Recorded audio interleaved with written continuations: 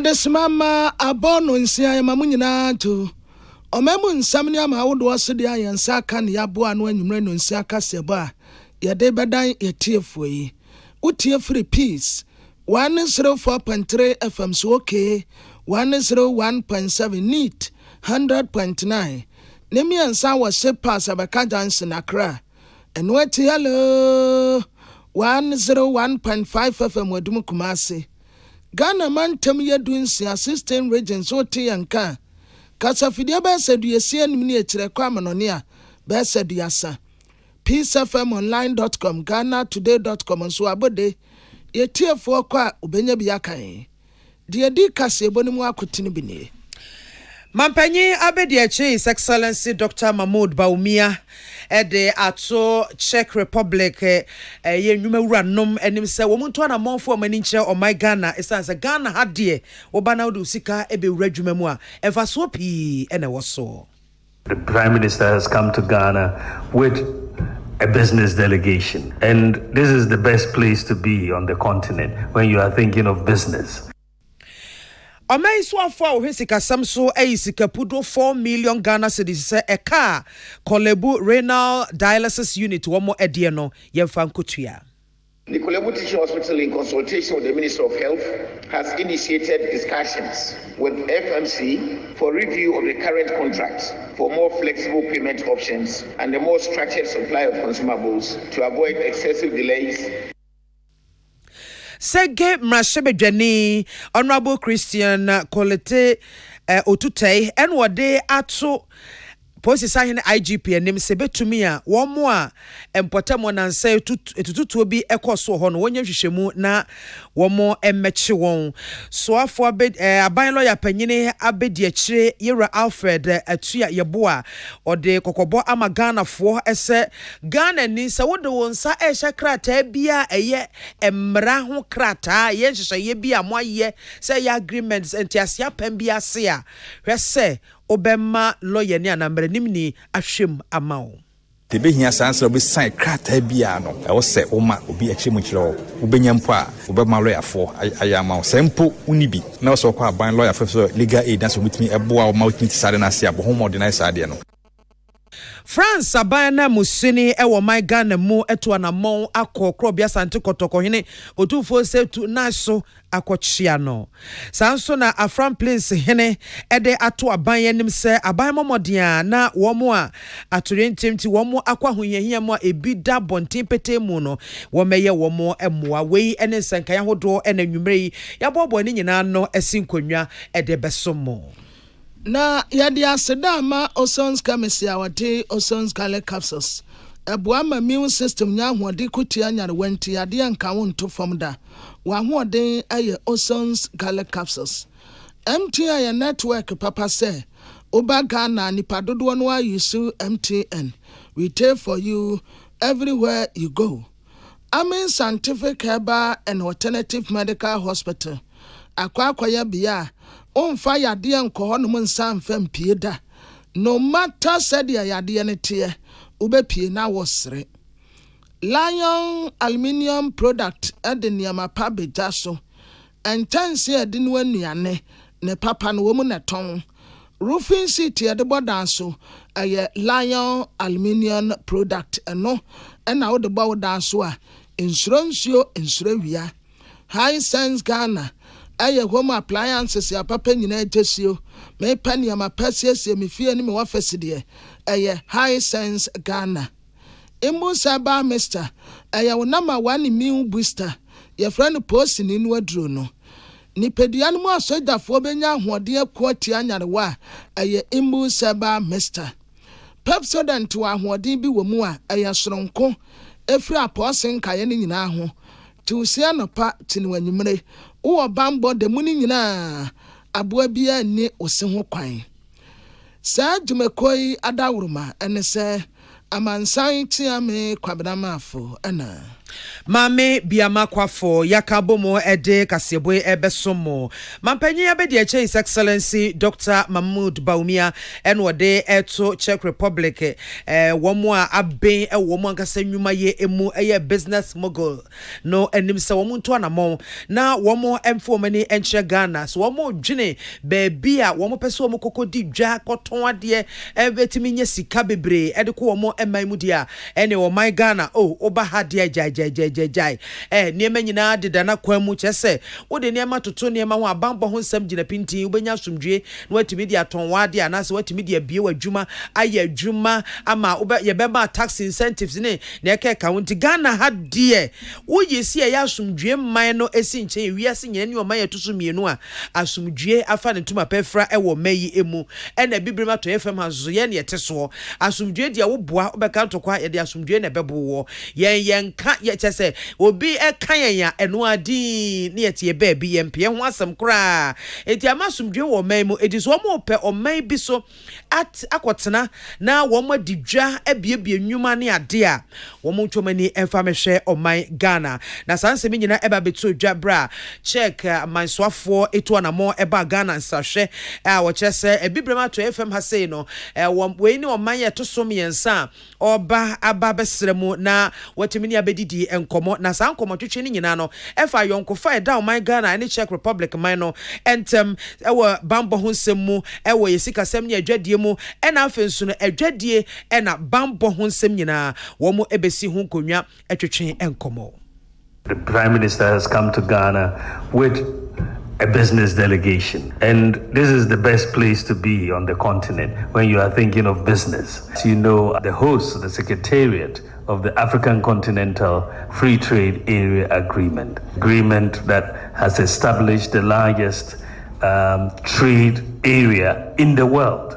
The largest in the world, 55 countries, 1.3 billion people, and a GDP of 3.4 trillion US dollars. So if you want to invest in Africa, I think the mantra is to come to Ghana, and then Ghana will be your gateway into the rest of Africa. So I want to encourage the business delegation that they should come in and invest in Ghana, and they will have access to a broader African market. After all, we are the most peaceful country in West Africa.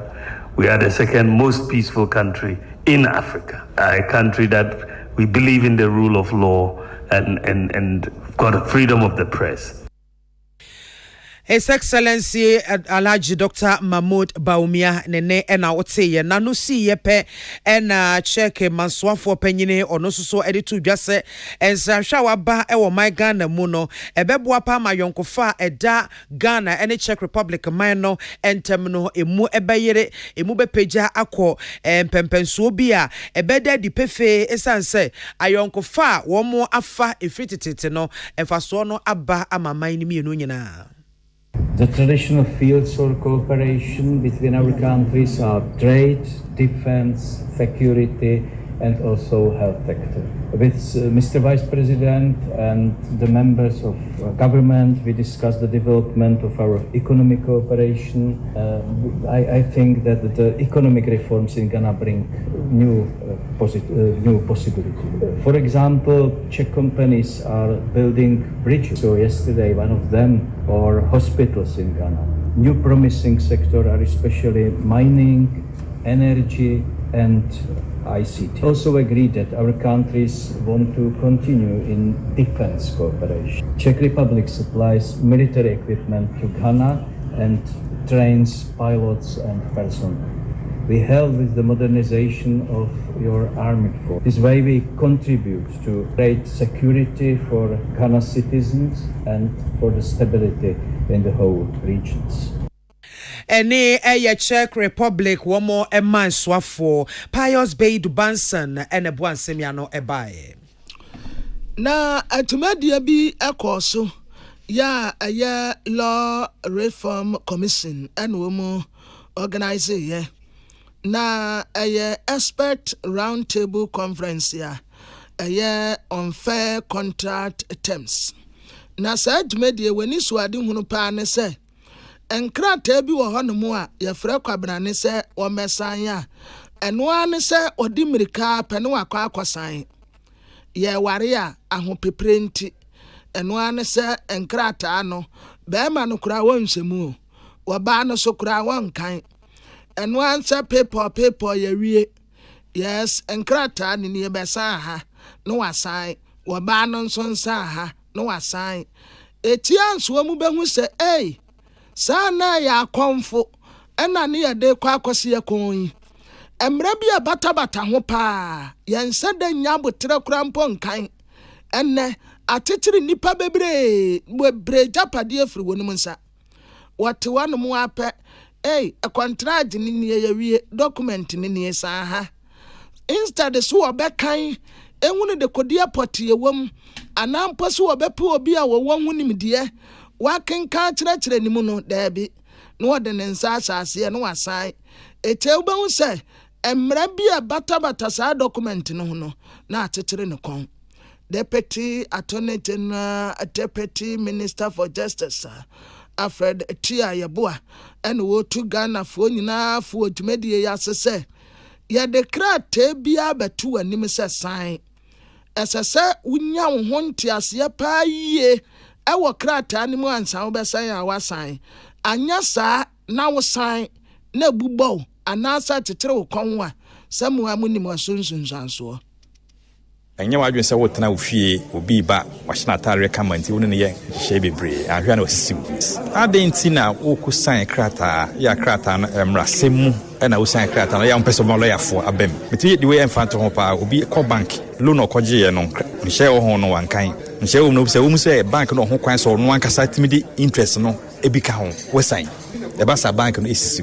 nti be hia sanse obi san krata bia no ɛwɔ sɛ wo ma obi akyi mu kyerɛ wo benya mpo a Obama lawyer for ayama sempo unibi na so kwa ban lawyer for legal aid na so mutimi eboa o mountimi sade na sia bo ho modernize ade no is wan hwe yi a ofi a wotimu no we ba ho so no na wo de ache obi abra wonkan sakrata wani baba ho so na loan a wokoje ye no ofi a wotimu ni ya ba beton sakrata no wankan uduru bank wano mu ayese a wo ba loan oh okay sa ha no wasa ye fa unsa tim ha no wode tim on kan on sem on pe obi ma ne ntiretirem Deputy Attorney General and Justice Ora Afetia Yabua and Yaten Kase Dr. Francisca Kusi Apia ono aye head of Public Law Department Faculty of Law UPSA ana ono nso wo katre Ghana for say Yefre bibi Electronic Transaction Act.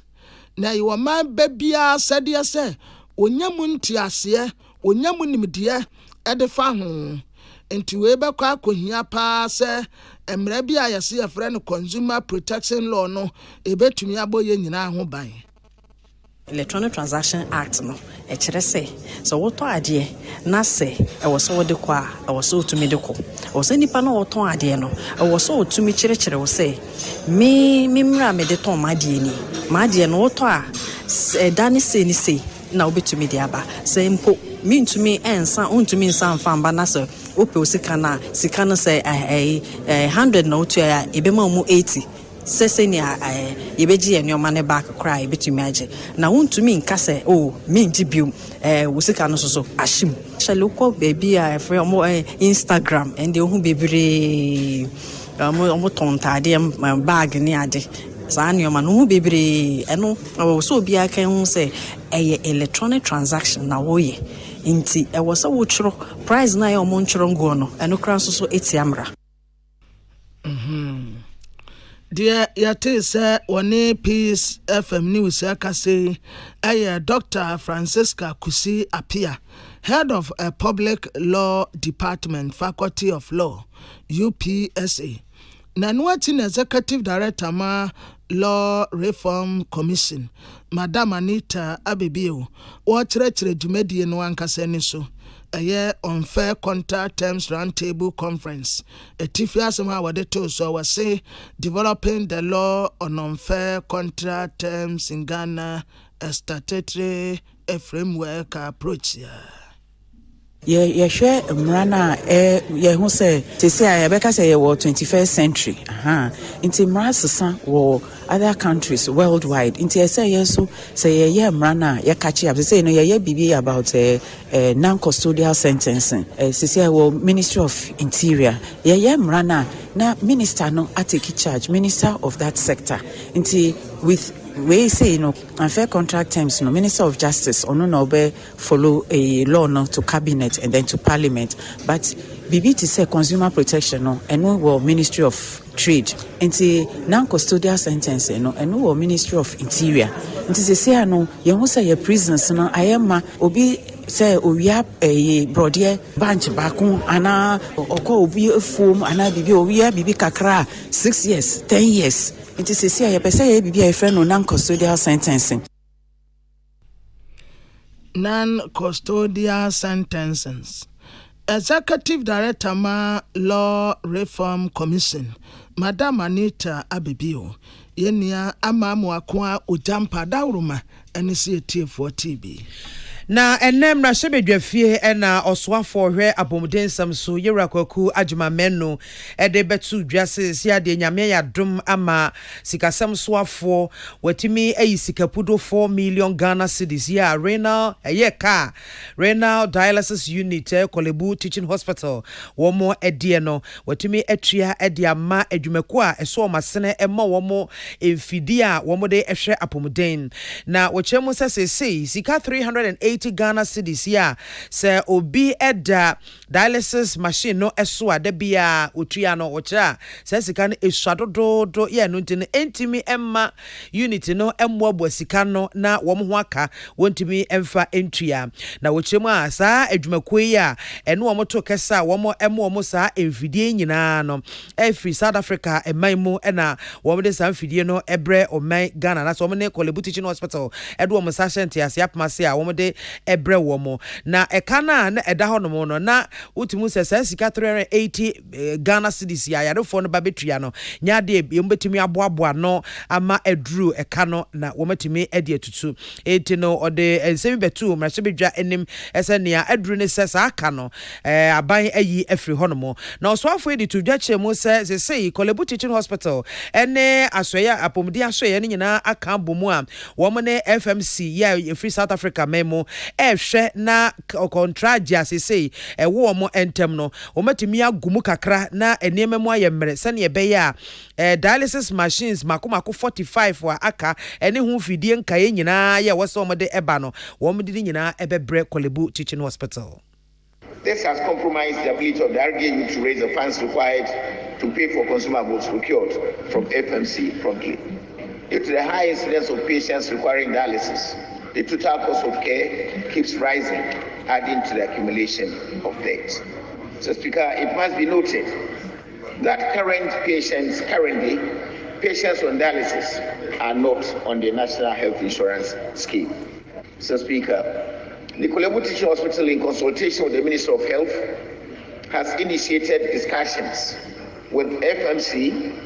for review of the current contract for more flexible payment options and a more structured supply of consumables to avoid excessive delays and to ensure delivery of the outstanding 45 dialysis machines and auxiliary equipment to boost the service being rendered. And sama wuti yi oswafo a no na ehwe apomudensam so na owie ye pe na so ase mrahebedwane honorable Muntaka Mubara kono so editu dwase sei aban na woso otimi edi hwehwe egu ekwan mu se be ya se foundation bi kura na obeti anase foto bi na obebo a obeto nsa frank crofo no mdi sika ba begum se ne be ya dialysis unit no ombetimi edi sika no aboa wo mo aban enye ne sa. Even when we were in government, I was constantly condemning why a Minister of Finance will keep the fund beyond the stipulated period that is in the law. Today, the Minister of Finance has gone to cap the health insurance fund, and they've capped it so deep, over billions. And now we are talking about offloading this, what they call RVU unit of Kolebu, and probably all the other RBUs across the country onto the health insurance. Mr. Speaker, what we will be simply doing will be collapsing the health insurance fund. And Mr. Speaker, the other thing that I want to draw the minister's attention, and I'm happy my colleague, the Honorable Matthew Poku Prempeh, is here. When we started the health insurance, Mr. Speaker, consultancy at the hospitals was very low. Cost of medication was very low. The moment we started putting it onto the health insurance, today, when you go to the WHO, it is said that the price of drugs and services in Ghana is higher than the average in the sub-region. Muntaka Mubarak ya swase mrahye bedwane ne na wote ye no na ono so wie ye pe na oswafo no ne hwe abodi mu nyansape abefo kwantempo efa so edidwuma ene yatena ye Minister for Environment, Science, Technology and Innovation Dr. Kwaku Afriye ono so edi to dwase sa apomodinsi achi ba no eno no ye de ya ato ho se ayese ye de first the ruler na de ato ho ne yesusu ese nuro we anase ya de we na insurance ya de no sa de na yefum so kase a o men ye. What Honorable Muntaka said the other time I spoke, I referred to the funding on the National Health Insurance Scheme. Mr. Speaker, I can say without any sort of equivocation, even on this side of the Parliament, that for the Minister of Finance to cap or for us to look on for health, the NHIS to be capped, is unconscionable. In fact, it's immoral. Why do I say so? Any money that are taken from the populace, which is regressive in nature, the best place to put it is with healthcare financing. So why do you take money from health to go and support budget? I don't get it. So that is the essence of capping. I believe that I've spoken on this matter on so many occasions. Dr. Kwaku Afriye swafo a wohwe yatsena ya bode mu nyansape na fa befo kwantempo a yefa so edi dwuma Emmanuel Akoli na William Gentu ne bo ansem ya no bae na saasam kroyeti na president ma Rena Patient Association Ora Koto Ahenkra Ebo Minister of Finance abasoso ma yade pa 4 million Ghana cedis ka da hwanu mu a Rena dialysis unit a Korebu Teaching Hospital womune omu partners womudi womu sa aka no ministry no etua na bra Minister of Health Honorable Kwaku Atimamenu ade nsemi to mra sebedafo anim wiye ene se wo kyerɛkyerɛ mu kyerɛ nsɛm kyerɛfo yi tane de benyamia so mu kutia kanama ene de benyamia se na ehu hia pa ene mama Korebu gyina so omu die bie na yedoso 250 kwam se mi second wo trim yedoso machines are 15 per 15 ye also obi akoso 3 times a friend saying a week sike ni ho a obi come 2 times a week na nipa about 250 and ye ya ifi abontin na ye ba no wo da ho mo da ya resabia ho de da omo no ma ba 120 ba be come 370 almost 400 na machines 15 entimi ngina entimi nhwe enti minister wo adwuma na ni tinti ni kwapa answer sa 380 na no mo agine be mfie be ye numu ni echi no bi na tua papa bi first sky company ono no chase kanama Dear yate se okasei eye president ma Rena Patient Association Ora Koto Ahenkra na Ora Thomas Kan enso ye member Rena Patient Association en wakyerɛ sɛ wo hye nipa dodo pa wo mu wo sa yade ebie na dialysis machines ya Korebu Teaching Hospital ketwa bi na sa nipa dom nyina sa machine ketwa ya na wo mu depend ye no ha tene pantia so wo yan hye na wotumi de bi ka ho. It's 300 people that will share just 15 or 13 machines. They don't know problematic. For Cape Coast Teaching Hospital, baby, I'm a mayor meeting there. Now, also about 15 machines. Meaning, we break down work just about 5. You know, patients in the also. In top and all how are you? Because your patients are well served. They will feed the whole of Central Region or Cape Coast Teaching Hospital, for instance. And dialysis process will take you 4 hours. Imagine there, a Kodo Hospital. Let's say queue muna nipa krumpo no obo ansana eduoda because or a problem because dialysis process na will take you 4 hours.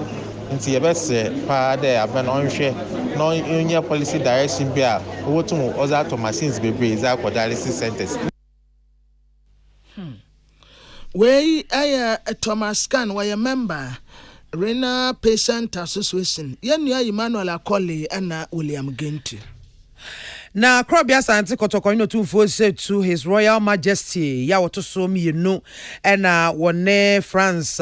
abai anamusine wo my Ghana mu wo mo aye nhyiemu sonko a wo chese san nhyiemu no eso beba mfaso ama o my France ena o my Ghana nyina na Krobia Santi Kotokoino ditudwa chiremo ese wo hwe o my Ghana sei a enema mu aye den ye economy no enema enheda enkoyi sa ye nam akukruhwiase pi mu ye no tini yehia emwa kase pa na baby potia yehia mwa kase pa eyeku adwuma ya wo chese se ku adwuma no baby a wosanka ye fa no enga nya no ne baby ene nami o se etimi efade mfidi akase ewura mu ne yetimi edokua no ma eba kase bebre ne yetimi dibi akwam no ne akwakoto ne sa no ebetimi aboa yen ama yensi kasem ne adwade ho tutuye so man no yetimi atutu ne yie na afeso na asan so agina enna akade anaso oduma nkoma bobre ode adom yen so ewa asase mu ya yetu ne saa ne de ko saa yen sakra mu nyane hwe no eno so yade bia eko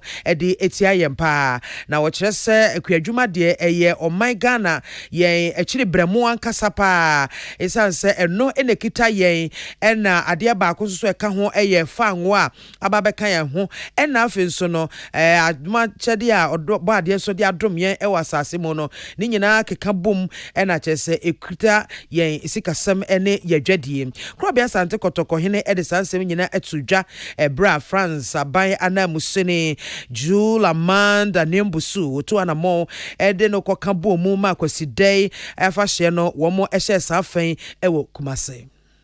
Beyond the champagne, I would want to talk about the collaboration between France and Ghana. I thank the French government very much for the road that you constructed for us, all the way down to Contenancy, the lakeside. That was initiated during President Kufuor's time, and then we continued with the other kilometers through when President Mahama was here. Sure. But I still believe that we still have to do so much with the French government. Industry, for example, with your experience. Our economy has been going through some turmoil because of imports. We need to industrialize and add value to our agricultural products. So we stand to learn from you in relation to how we can industrialize our country. By doing that, we need agriculture. And producing food, we want to add value to it by setting up our industry. Krobia Sante Kotoko no 247 ya wotoso mienu ne ena oti ye ne krakra mu ena France abana musini Jules Amanda Nembusu no so ebo ohempon abaso pa fa ne modembo ne ni swade hunu pa ya ode esom o my Ghana atre akọ ewiase nyina. I grew up in France, studied in France, and now I'm back home here in Ghana. Not only because it's a duty to come here to pay a courtesy call. I know that today it is our good day. So that is another reason to be very glad and proud to be with you today. And to end, because you may know in France, in Europe, West Africa, and beyond, we know the role His Majesty under the scene is still playing in many matters and issues. Not only be proud of your king, but also proud of what you are, and together what we could do together. Ene awoti ye France abai anamusine ewo my Ghana mu Jules Amand Anembusu Samson kwa menyameche ene bo ansemi anobai na from Plain South District ewo a payment Eastern region na enu wonu mu nhie ya wo mu bie ya koso modam na Volta Lake no amfa wonu mu anche won kura enipa be te se 2000 na dan be se aha ene edunumiensa 123 there won ho kemu pa nti yi akosombo Volta ada Greater Accra ne fa bi no a okọ epiema ntemu a omuso kwa onyenye mu pa na beebi a adehye no benya akrakra won ho beebi a wode wati beto ene nneema a nkasa abre ya wakwa nyenye mu yebeka se monje na momfa nsam ho kakra no eno nso ayeden odi kra wo eche amanfrom nana osei yawo ena odenam ni janto ahene nana kwaku enim so ade adesrede ema aban ena nadmo se wadawroma adehye wonum no ba bi kra wo mu beda ana niama wode be kra won ho no ayeten ade ama wonum pa nti wonta wani na wamra mehwe wonum nana kwaku enim janto ahene ena nana osei yawo odi kra wo eche amanfrom ena emra sebetini owo Afram Plain South constituency Honorable Joseph Apia Boaten se entempeya nensam kyerefo enyina nkambom ne yankama manse nyina ntese Afram Plain South district adehye ni bi kwa ahuyehie mu pa entuo mu hiamoa ati won chen no bai no kware ye nyina yesu ye bi se obi a wawo foforo na ne dan nsu ababebu no na efe ohun ba bia onkonkoda oni abusua oni dan bia so ba bia na eyaro ho sempa nanso emse kasa kire na yisa na MP nsu adawroma sani a wa ba ba ye niema odi aba emse abechichi omo yure se anso hima eso fusa san se wa mamba ye we na aroho na daso ewo mu enti ye wa ba ba ye de emse asombo pa yie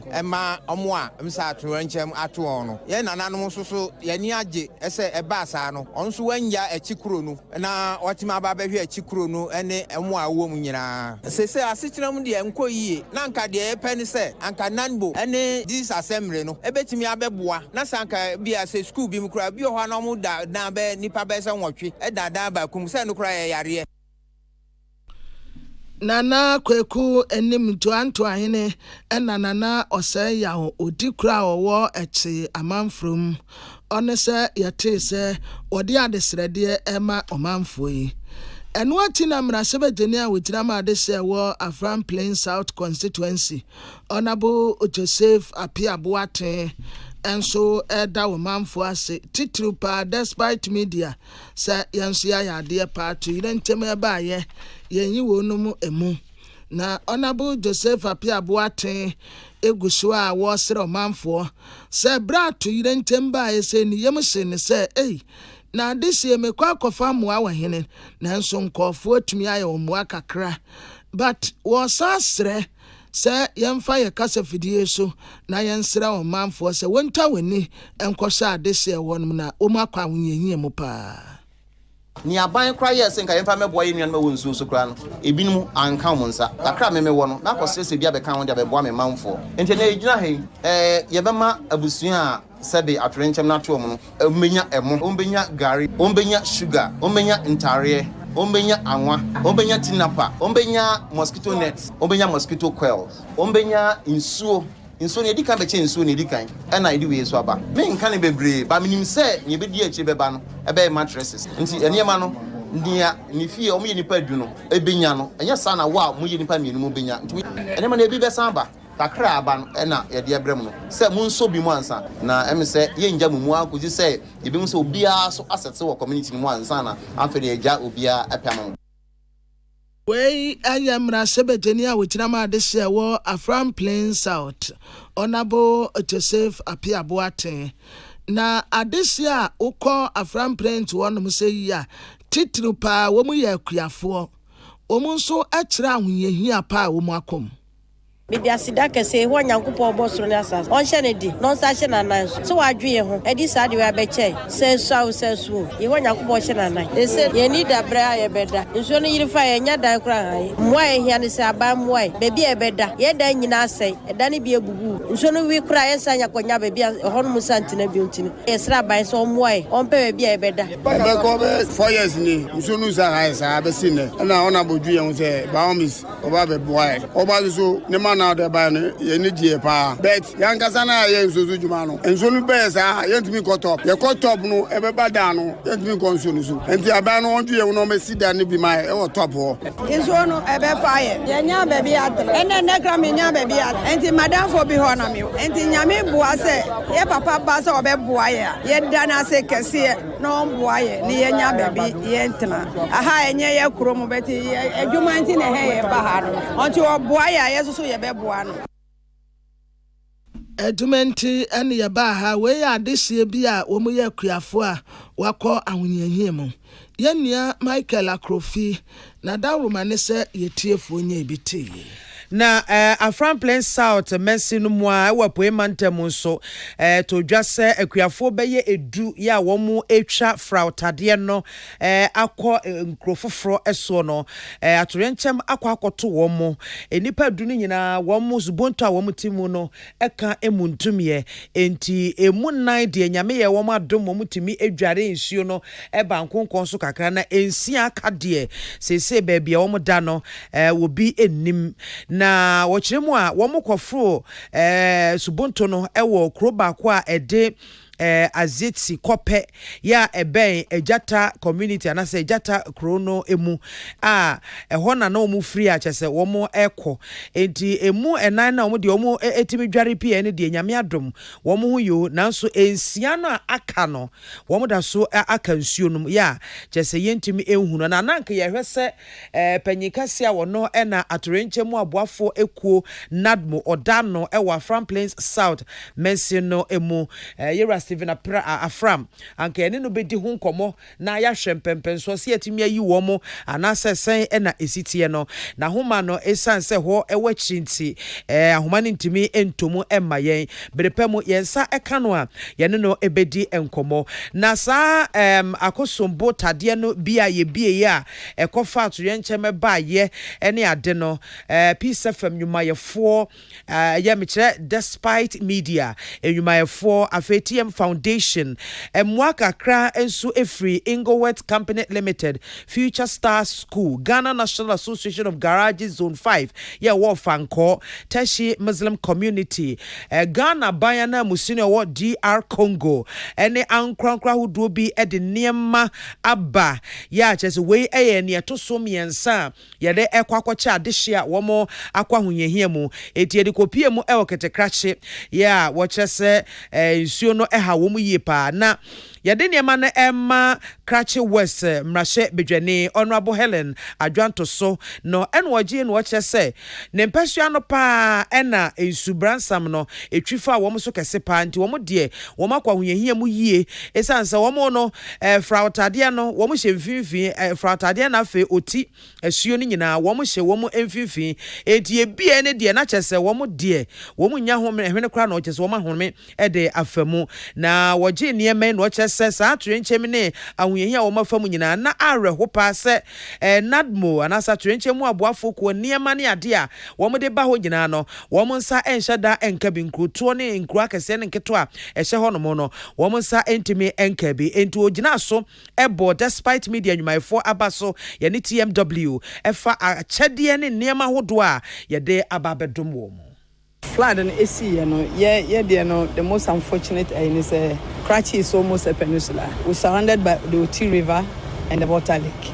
This is the situation we find ourselves in. Farms are affected because Burkina Faso almost spill on in these situations, obi a obesun ese no ono na yetie no sufre enti na pese amanfo ntie ye sufre enti na ani akokire north town south town central town ba ye de because say oti no ene akosomo na twa ye hie enti no still baby ansuo no no ehwa na ewo ena ansuo no nso no baby wo ho a across lorry akwan enti obekọ mo hokra eji uyusu boat yenya mattresses yenya donation not even a single mattress say bia obi a nsuo abawure ne fie na no not for not even a single mattress so enti ade no ade a ha drink akra Yama me Helen adwan to so amana so fa so eto nsa efre ankrankra ne nwumaku ahodo se emwa ne de bebre no mu hia enti wo mo nkoso a entwe omani emfa emehwe wo mo se mu hia mattresses mu hia outboard motors a be wo de be power boats ahodo no matimi de nkoda a wo mu no etimi atwansuo akọ school. Nti yes adofo ye hia mattresses so omunya fishing net omo a nsuo no asisa omo fishing net na kono na yatumi achiche akroso nkola no nti was mom yeah presentation we adumi we are also pleading nsuo no ede ebinum net nyina akọ yenya album motors 25% horsepower na 15 horsepower na ya pe so na yetumi across enkola no after ebinum etie de American ya yesro one na say ya pe 15 horsepower and na say 25 horsepower album motors na yetumi across enkola enti yesra adofo ye hia mattresses. Ene a woti yi eye Krachi West mrahye bedwane Honorable Helen adwan to so na ne krakra mu na opanyo ne kasama despite media na TMW Foundation Yera Charles Chumesi Tando ono so ede eniso kese ne asedapiesie ma aboafo ne ankrankra wo muso free wo mo epemu eyi bi ma yese yemfa nkoboa safui.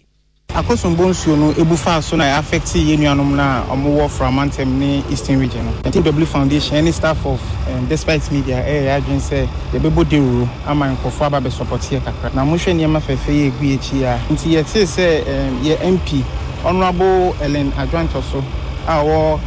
Prachi West can say no aka edwemu no said at least almost one more better mokaka and in na donation ama ye MP of free Prachi West. It is the last 2 weeks e koye ba ko sugar kope and then so yes donation we this is the third one I hear na you go so shaman for say ye hear mattresses near there because we yonko da know that stress say obi an beboaye na yintumi mbo aye nuanu ma omo aka edwa no na ye nyina ye honto ye se wonko hwe de omo femu na wonte de ye ya nti eguso shaman for say de wo bia mattresses edwane intade everything bia wo bia patcho fabric ne yemfa nkomo ye nuanu ma omo aka edwa no.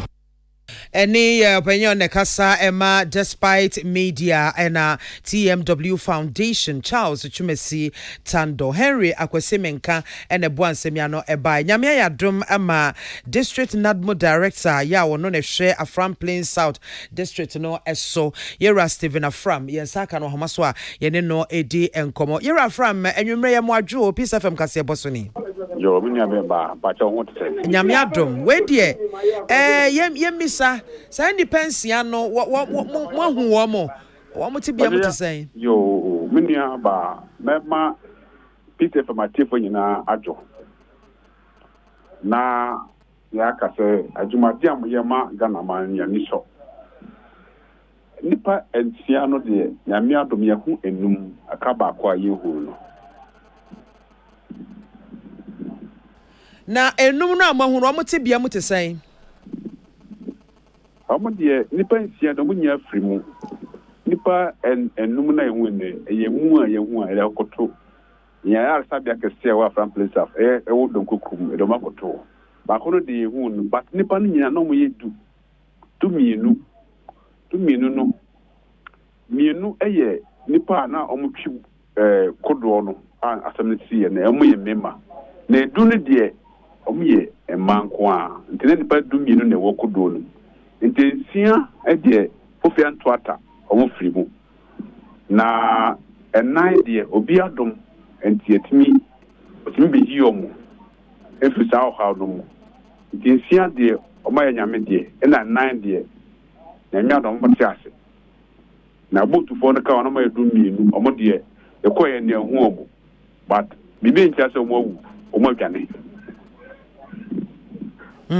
That's omo dia omo no omo timi dware nsuo no twa ye nan no ono motenti omo adwuma omo mienu eye nan mienu mienu oh okay aw we de nyame form ekra ensie wo mu nyina ye mema na ma wom ba cha manko a ana omo mama mema mba penyifo miensa ana omo manso miensa enkoda no mpo no omo mba no I was the one that said, Baba Qua, the Baba 1 month, 2 weeks. And now, Nina Penny or no study 4 months. And now, mammy, Omunina, a film. Yabako. Patchwine. Oh. Na omo anu omo twi kodro no a wo mo enya wo mo TDD mu no mo ne wo mo di nkwa wo mo se di airport in the sea ye omo de ante omo nka but nipa okoto omo a obo an yi nipa nan no ye ne di nkombo no chere se ono o nsuo no sa ono so yi enam sabe yi so juma no ti dede around 7 o'clock am fan samre ya ana oye se obetwe ne kodo na kwa akofе di esi kodo na je se kodo no omo de twa nsuo afiri ba bi efre ho chireba akọ boga kura akọ na je se kodo no enyu no wa so mesa omachi na kodo no eminiye sa no nipa edu ene wo nti papa no a no yi nsuo yi na mo nsuo so na obaye no be ye ne ho yi nipa nan na sa nsia no de ofe antoata omo enya me de mienu na omo twi kodo no de omo de ye ngomu na a from tade no nya bia yiri abroso minua ba bia me ka say every chireba eko boga kura nka itimi enanti etwa eko na so na yuri so na afi we obi anim di asi jama so na yuri ama atre entino utimi mfam iso fa kodo na watwa wede monkafra yo na omanfo omo tete ho no mo no a ensuo na yiri saa no ni twa ye den ya den na mo aye hihye bi di ama wo mo ye ni special arrangement bia ya ye ama ankurankuru bia but so yi na any amanfo de ko mo se ensuo na yiri no obetwa nsuo na hwɛ sɛ bɛn frama ni so kuro na wodi twa na hwɛ sɛ ebia ɛyɛ problem bi ani ho ne entia me bisa we nyina ne sɛ ebia na moy arrangement bi ate sɛ life jacket bi so obi bɛ fro kodo a life jacket bi ho no mo a nipa ne betimi ahyɛ na wakɔtena kodo no mo ɛne bibisa me da sɛ life jacket die ɛyɛ your boat owners association or register with this family. The Jomo dear, yeah, mom life jacket. Now, Uncle could do now on the coast, you so dear, okay, now one day, and the new money, your new move will be here, but say about life jacket dear. Well, when I say, maybe all your own business, you know, call Nekotobi. Now, firework Juma, because we are not allowed to take passengers. But both owners in the more boat country. Yo, all right, you're from Edmure Bedwase. I was here for District Nadmo Director Oda Afram Plains South Messino and no Era Stephen Afram and Otis Yeneno Etche and Common Emu Enum dear Womatimi Dinina Kwakugwire Sabia and Bakwaka Sebeya Wumbi Huno and no any assem we are Hosempa ya a free Afram Plains South Messino Abetoja. Wede busia no omunye busia baako eya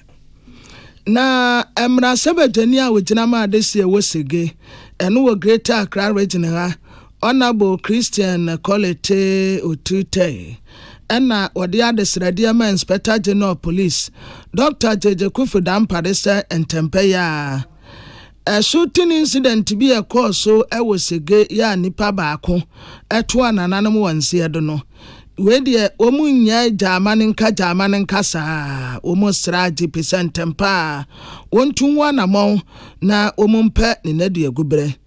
ayamonim sam dada se entukwa bi ayesi ye Electrocam Ghana Limited ya womutu enchene ewo ho ene adesie bi a womuwo processing plant a eno nso wo adaa songo ho womususu womutu enchene ni bi saa na de ntokwa esiye na saa ntokwa ne basabasa mentime ho ase no ene saba akoto anananom wanse do na no na mrasebe deni kire se womuntena wonom saa se IGP tu wanamon na nkofo kura di sansa mone no yade wo mukogina mra no.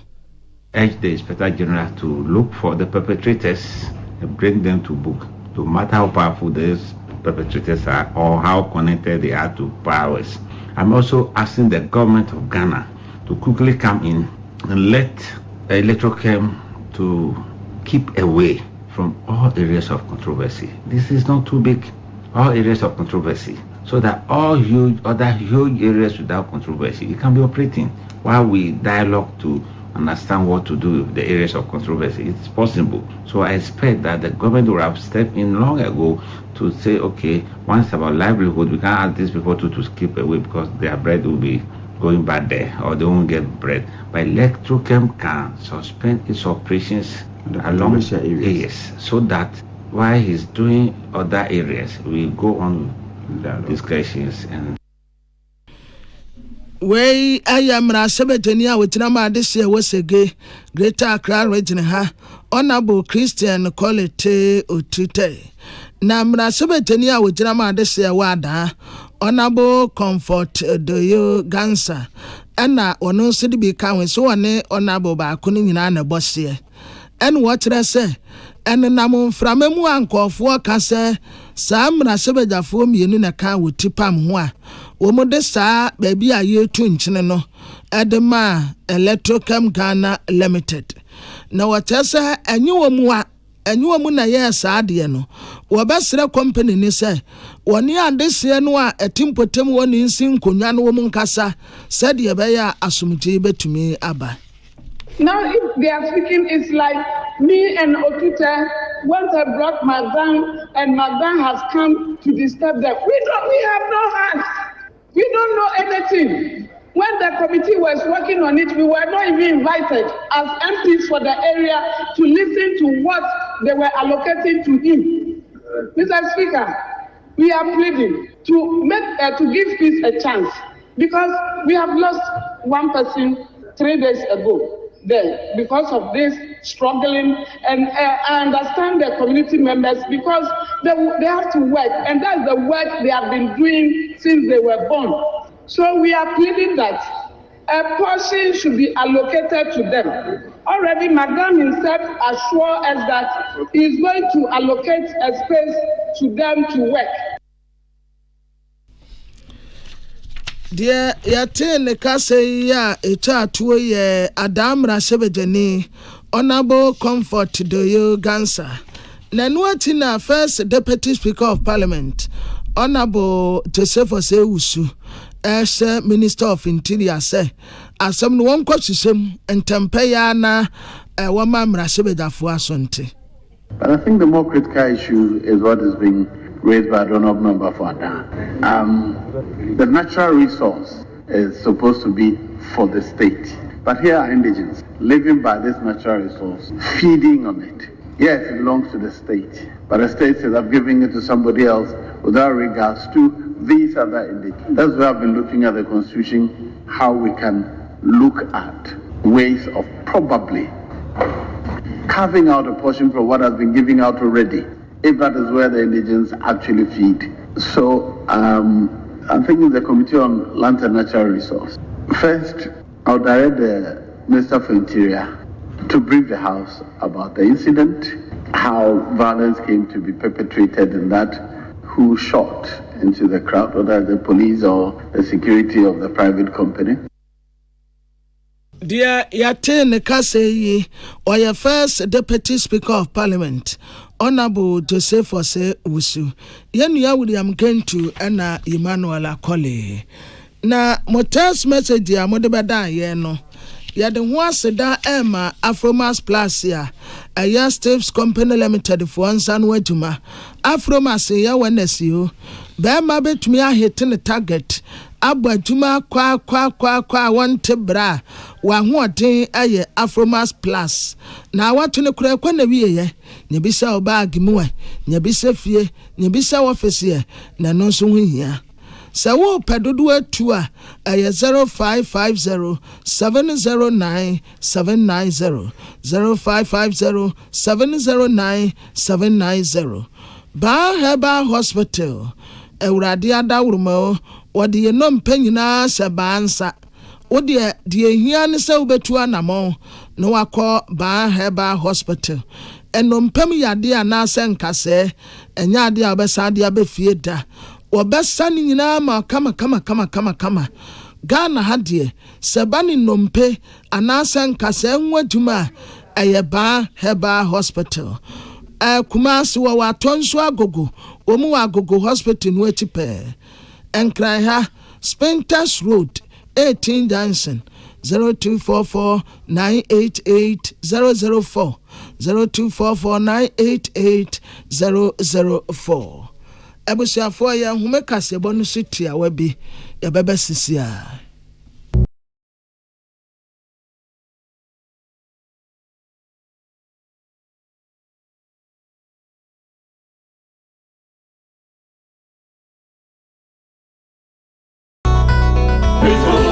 Ghana Communication Technology University, formerly Ghana Telecom University, accredited as a public university by the Ghana Tertiary Education Commission, is admitting qualified students for undergraduate and postgraduate degrees in engineering, business, computing, information systems, and information technology. The university is offering on-the-spot admission to students who have obtained aggregate 36 or better in the WASI or SSC, holders of O-level or A-level, GBCE, and ABC, and persons who are 25 years old and above without qualifications are encouraged to apply as mature students. The university runs programs for regular school, evening school, and weekend school. Students pay only 40% to 50% of tuition fee to begin the program. Students have the option to enroll at Accra, Kumasi, Koforidua, Ho, or Takrady campus. The university also has professional and language proficiency programs. To apply, call or WhatsApp the main admission hotline on 050-157-9732 or 020-269-8352 or apply at www.gtcu.edu.gh. Take advantage of this excellent opportunity and join GCTU for quality education and employable skills. GCTU. Knowledge comes from learning. Happy Delight Food Juice. Wachulala, swachulala, chichi soso. Afrana pa. Epe pashu breakfast and was in woman. Joe Happy Delight Food Juice. Against with toast, cereal, and even bengu. And bread and fifi. The most fridge man. Happy Delight Fruit Juice. One of one. And you be here. Like a man's about relaxing way. Swano, when you're. Let's say what a chamado. Happy Delight Fruit Juice. Off and a baby, I bring you all day long. One fruit juice. Happy Delight. One different flavors, different size. You number 1 liter. Number from NG 150. And now 250 ml. A healthy life shows on your supermarket. Happy Delight Fruit Juice. Loaded with taste. Tune it in. Turn it up. Peace FM. And rip off the knob. Yama yetiefu akwaba. Amansan tiame kwabena mafo ana. Mame biama kwafo na meka se court fato asoma na entwa ni tew court de emu de ahina nikita ona se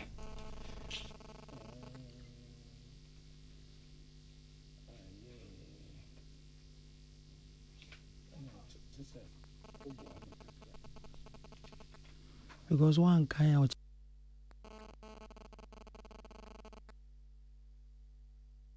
Aba kubi wa hanum sei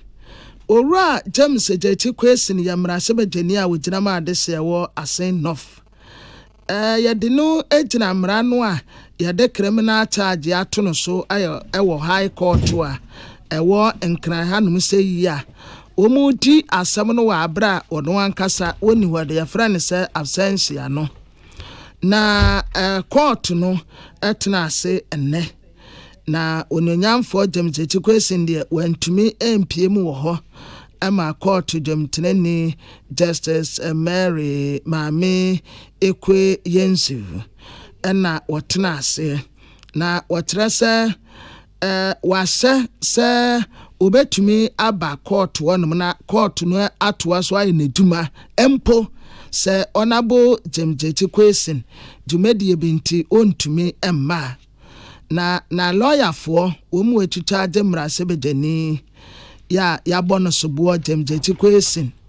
na wo mu tese woko Canada ya wokoye medical test bi ewo ho nti court no ese lawyer Tatuchi Kata say cross examination bia assess wo mu ye first prosecution witness Richard Techimenson ne response wa ote ebeba na lawyer yi enso chire mu awo ma kwanya say yes obetumi ayesa de obetumi atoto Techimenson ano enti Justice Mary Mami Ekwe Yensu na watere say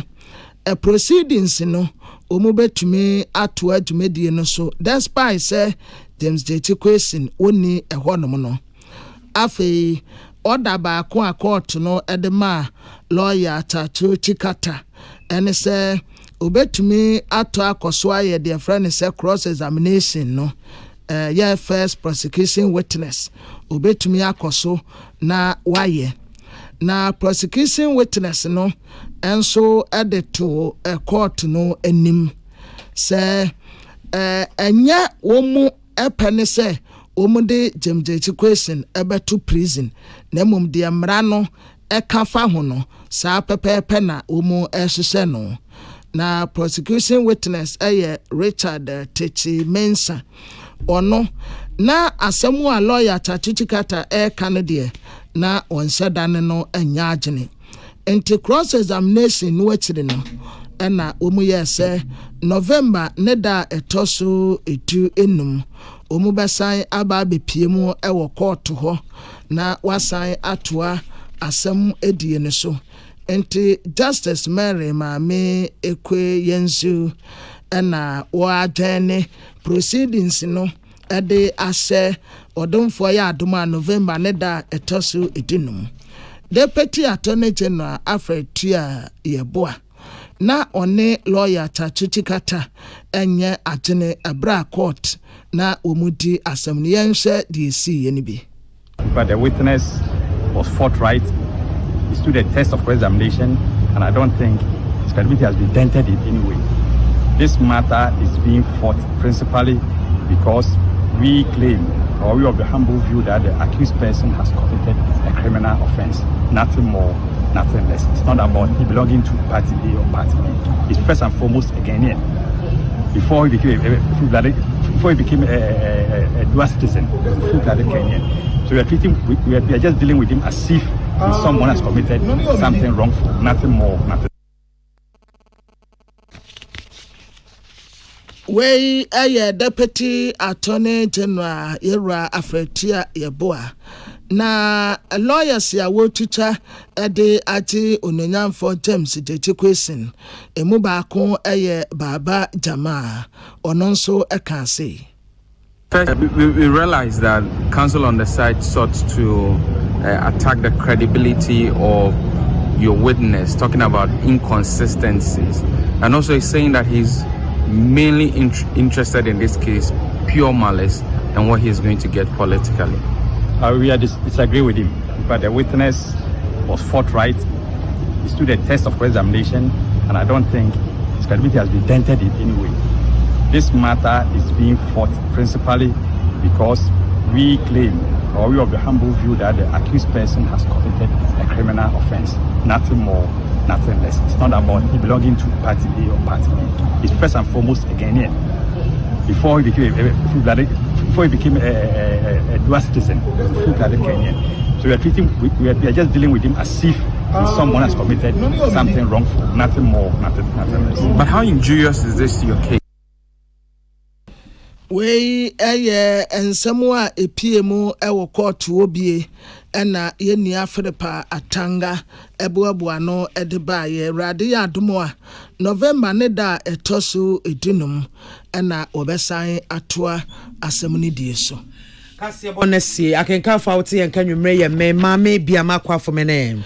amansan te ame kwabenamafo na Oson's chemist edi Oson's garlic capsules eboa ma immune system nya ahoden kutia nyarewa yade anka wonto from the ahoden eye Oson's garlic capsules MTN ye network papa Ghana this year dodo no use MTN retail for you everywhere you go. Afe Amin Scientific Herbal and Alternative Medical Hospital Eya bia omfa yade enkoho no mfam pieda womu afira brochira yade aka wonum atofo mu anfie bebrenie ta wanifa kɔ Amin yade no asie betu Amin obesre Amin Scientific be jewa yare san ten na fakwe Dome usani akɔ flat down hono omu wo ho fra 0245 275